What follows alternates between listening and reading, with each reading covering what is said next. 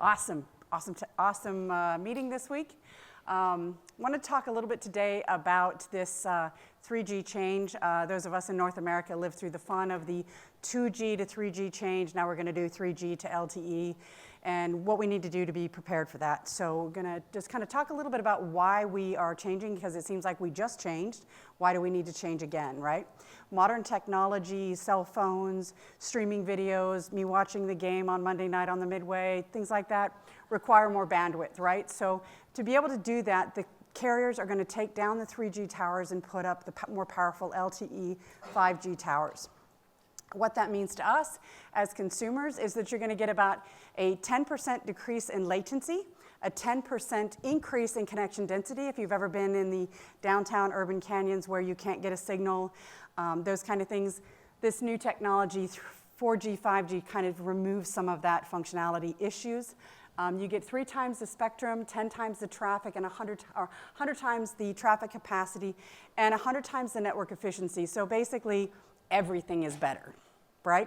The only thing that we have to deal with is that we do have to replace the older legacy devices. Now, to do that, Geotab has our ProPlus solution that we've had out for a couple of years now. And ProPlus is kind of this value-added package that we have. It's kind of an all-encompassing everything all at once, and you can pick and choose the parts that you want. If you have a fleet-wide ProPlus subscription, you can subscribe to our services out of Las Vegas for, 24/7 support that's available either through the live chat, through phone calls, or through ticketing systems. Now, because we have a kind of a North American view of this, we do those functions, all of those functions in English, Spanish, and Canadian French. So, and you can also ask that your customers be onboarded by that same team. So if you wanted to have somebody do the initial database setup and training and all that kind of things with ProPlus, these features are available to your customers. Adding to the awesomeness that is ProPlus, we also have the active tracking. Remember that when you put a device on ProPlus, you also have to turn on active tracking. Just ProPlus doesn't get you active tracking by itself, but you do get the I think it's about 3 times as many GPS records on ProPlus. So if you're trying to calculate or get really close for maybe emergency services, ambulances, those types of things, this is the package that most of them want to be on because it shows the vehicle actually driving down the road, whereas in Pro you see a dot and then 20 seconds later you see another dot further down the road. It still tells you where the vehicle was, and when you look at the trip's history, you see everything. But some people like to see this, especially important in, let's say, snow plows, emergency responders, maybe even a school bus. It might be important to have this level of granularity. So ProPlus gives you that feature set. Now, the new thing that you get with ProPlus that kind of is an ad that wasn't there before is all of this new EV data. If you went through the showroom floor and you saw the EV chargers and the EV reports, managing an EV vehicle is much different than managing your typical ICE, gas-powered internal combustion engine, because it's not as simple as, oh, I'm low on gas, I'll go pour more in the tank and I can go another 300 miles. Now you have to stop and calculate the time that it's going to take for that battery to charge, the distance that that charge is going to take you, and can you complete your route? So while EV is great in a lot of things, we have to learn as fleet managers a whole bunch of new stuff to solve that new problem with electric data. In this map view, you can see in both the report list on the left, the current state of charge on the vehicles, and then if you look at the map view, you also get that same data set. So visually, it's very easy to see. Just like with an ICE vehicle, we don't usually typically worry about, oh, are we going to run out of gas? But this is a nice visualization on those EVs, because if you have any fleets that are going towards electric vehicles, range anxiety is a very real thing. And being able to understand and visualize on a map and show them that they have plenty of charge left partway through the day is critically important to helping them get past that range anxiety. One of the other things that's built into the ProPlus package is the support of all of the non-basic, let's call them IOXs. So that's the Bluetooth, the CANs, some of those other technologies. In the picture here, I show the Brinks deployment from Beware that uses an IOX BT to track valuable assets inside the Brinks truck. And so you can see we got a little arrow there pointing to the nondescript little box that the Brinks fleet uses to connect to that Bluetooth technology to track the assets going in and out of that, that vehicle.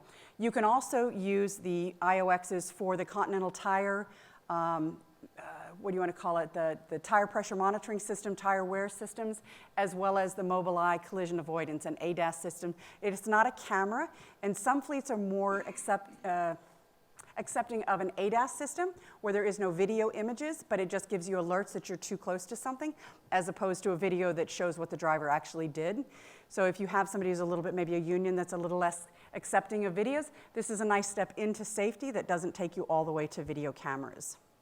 ProPlus, this is the part that everybody wants, the limited lifetime warranty. Now, Geotab has had this limited lifetime warranty in place for a while. We implemented it when we had the 2G upgrade with the 3G to LTE upgrade. This is still your best bet to upgrade your customers. If they're on ProPlus, they get a free replacement device. So, customers that we replaced on ProPlus for a 2G unit, you now get a 3G unit when the serviceable life of that unit is done. I'm going to go over in a minute kind of what those sunset dates look like for all the different carriers.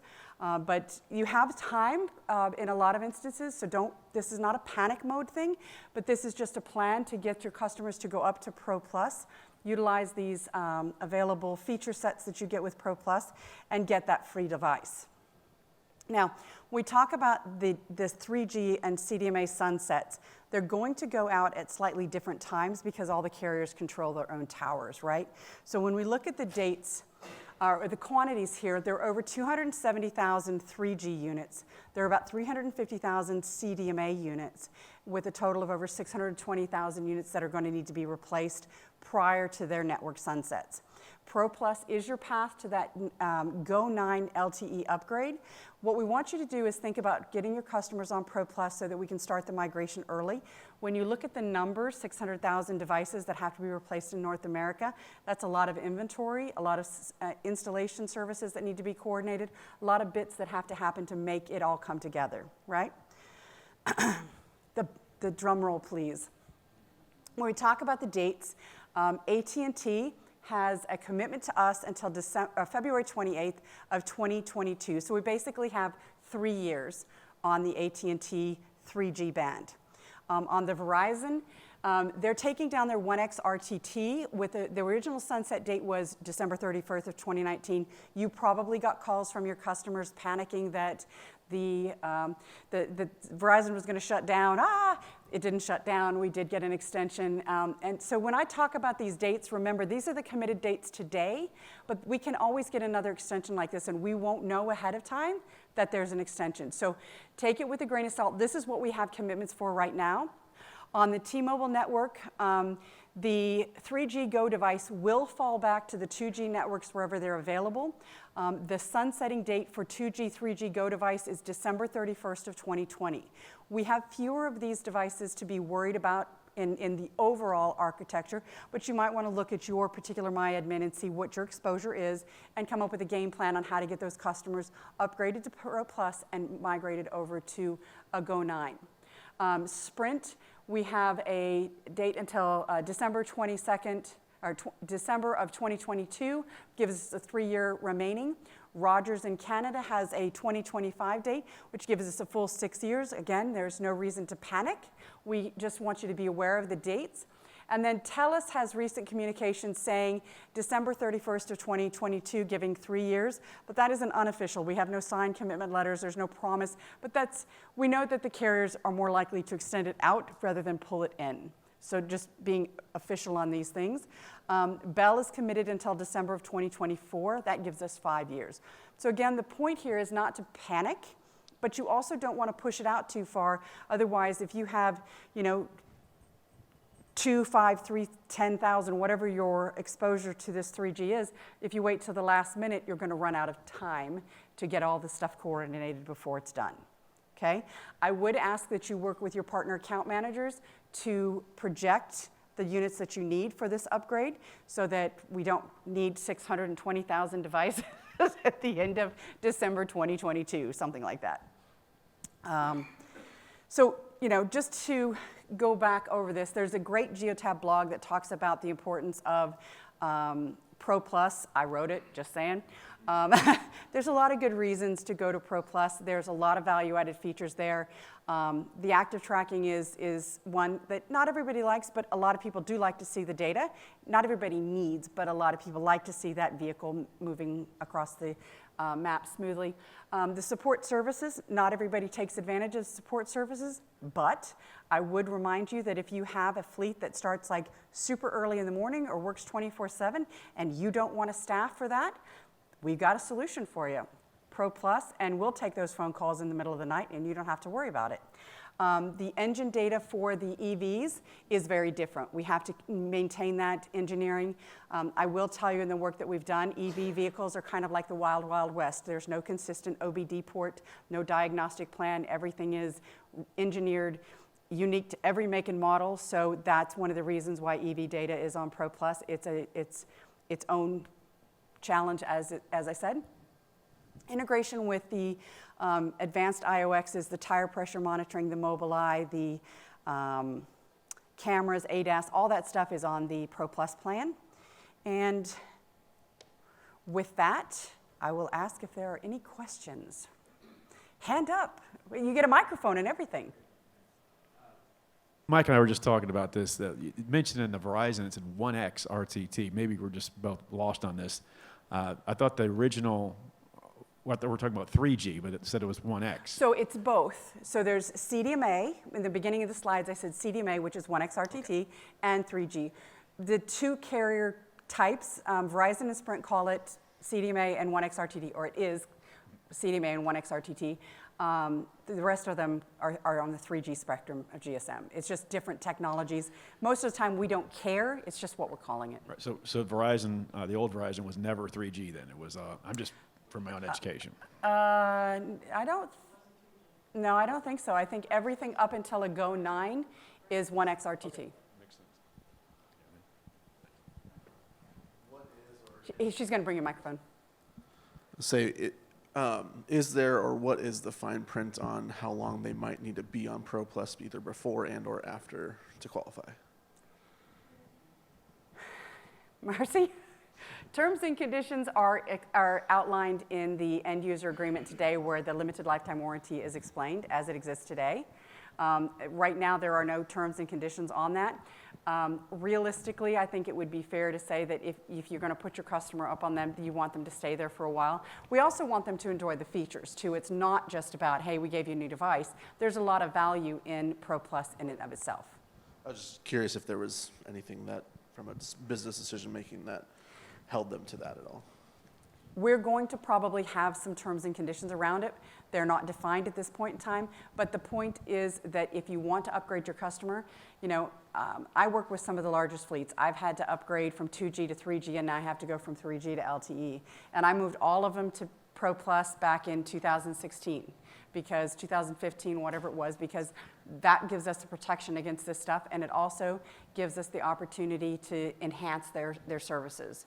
You don't get to a situation, well, I can't add this or I can't add that from the marketplace because they're not on ProPlus. It makes it very easy to be creative and explorative with your customers, because you can really add on anything.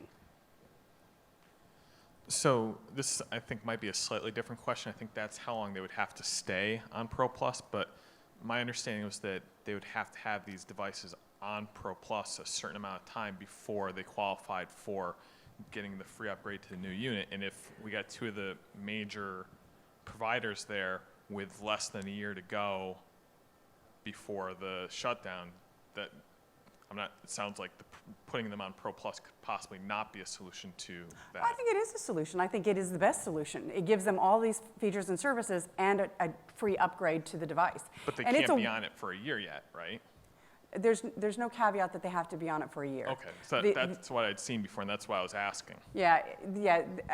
The terms and conditions as they're written today say that you have to be on ProPlus when the device fails for the limited lifetime warranty. So if you put it on ProPlus today and it fails on January 31st, you get a free device to replace that under the limited lifetime warranty.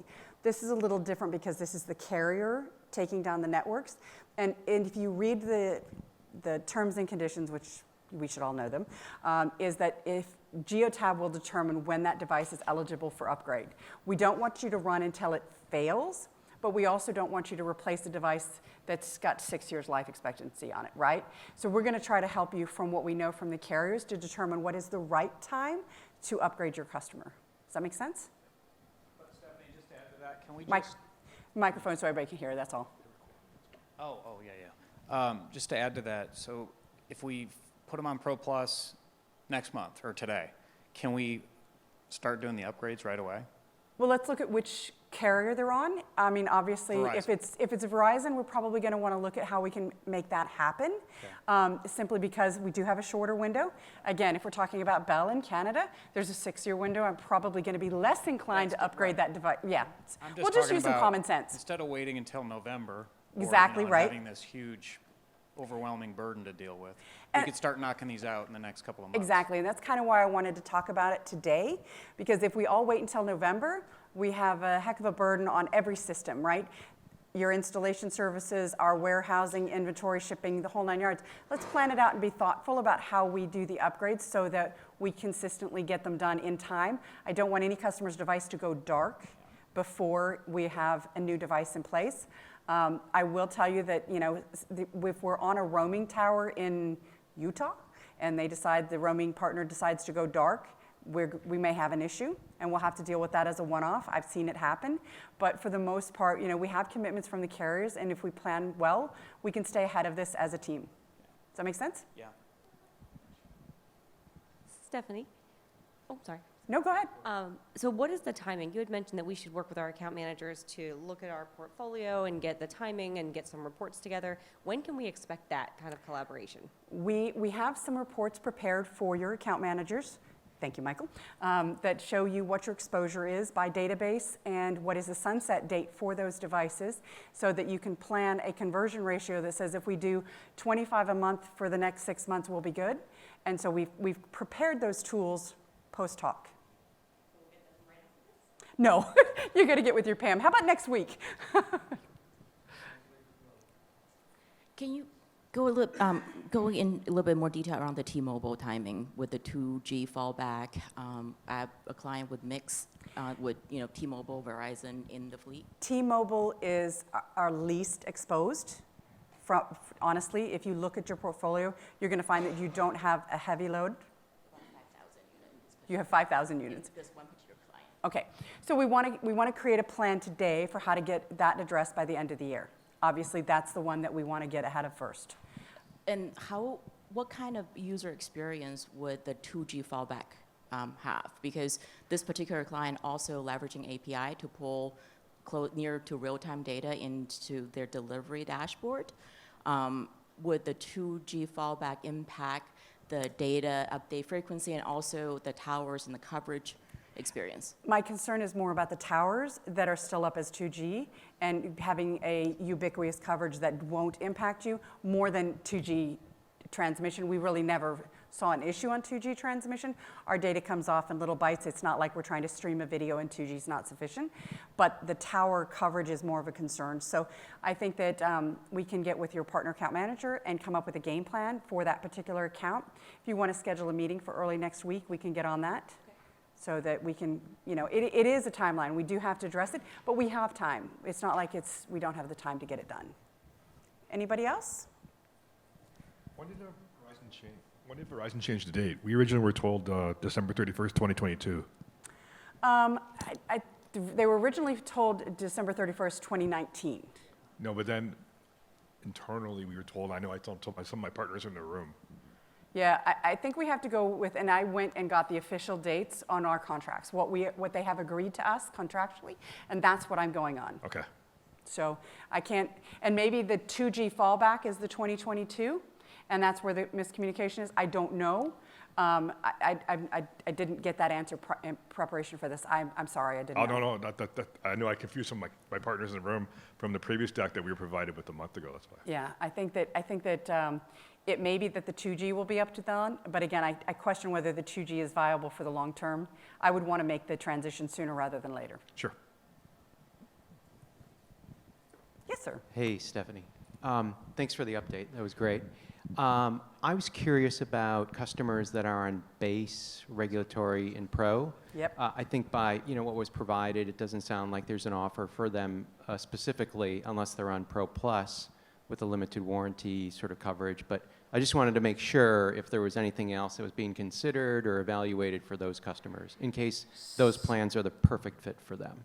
And, yeah. So we went two things there. So when we went to Pro Plus and offered the limited lifetime warranty and replaced all the 2G devices for the customers that were on Pro Plus, that was their investment in protecting their devices, right? Bob Zimmer from Frito-Lay, when we offered Pro Plus, he was like, sign me up, I'll never buy another device, I'm good, right? So there are those that embrace it. There are also those that say, I want to keep my low-cost base data dots on a map, and I'm just going to buy a new device, right? I've used the serviceable life of my old unit, and I'm going to buy a new unit. The good news is that any harnesses, any IOXs, anything that's deployed, not that you have IOXs with the base, but anything that you have in the vehicle, you just unplug and replug. This is much less painful than when we did the 2G to 3G migration, and you had to pull the Go 4 and the old harnesses and the key readers and the PZO buzzers, and you had to replace everything in the vehicle. This is just, you unplug it, you plug a new one in, and you're pretty good to go. That customer that wants that discount price, they're probably gonna maybe just opt to get a new unit as opposed to moving from base to Pro Plus. If we're good at selling and we show them all the features, there's a chance that you can get there, maybe not. It's a question. And I would work closely with your PAM on the ones that you feel are not going to be upgradable to Pro Plus, and then how can we creatively market internally to our customers. This is your business. You own your relationship with your customer. If you go to the customer and say, look, if you pay $2 more a month, $1 more a month, or if you pay an activation fee, we can go ahead and upgrade you. And maybe your activation fee is $35 or whatever. That's your contract with your customer. You do what you need to do in your world. Geotab is not party to that. But I know that we can do lots of things internally. Like I've seen terminations that have a deactivation and reactivation fee because you're stretching that off period so that we can cover the cost of keeping the SIM live. That's your relationship with your customer. I'm getting the hook. Is there any more questions? Stephanie, just one more. The last time we did our upgrade, you guys discounted Go 6s, I think, by half. Mm-hmm. Is there any discussion of somebody's in base mode or reg mode? We're going to discount the equipment. Maybe we match the rest of it. I have nothing left to discount. We have no Go 7s. We have no Go 8s. We have nothing left to discount. We're all on Go 9s. So I wouldn't count on that. Like when we had a stockpile of old units, that was one thing. Yeah. And those customers bought those units at a discount knowing that they had a shorter life expectancy. Yeah. And that's okay. But we want to help you to upgrade them to the LTE devices. The good news is an LTE device does have quite a long sunset. I think you got looking at 7 or 8 years depending upon the carrier. So where 2G to 3G was rapid pain, this is going to be, we'll get them set up and that kind of thing. But the downside of that I will caution you on is that if we come out with new hardware that's cool and great and has a new feature that people want, if you oversell the fact that it's 7 to 8 years on the life expectancy of the device, getting them to upgrade to that next generation device because they want whatever cheese whiz thing they come up with. We got some pretty bright guys back there doing development. You got to keep your doors open to make sure that you can get them that next technology. Does that make sense? Yeah. Are we all good?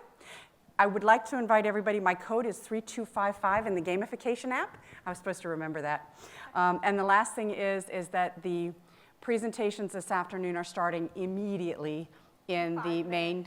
Yeah, we have 5 minutes to get from here to the main show floor. Thank you. Words elude me. Thank you, everybody.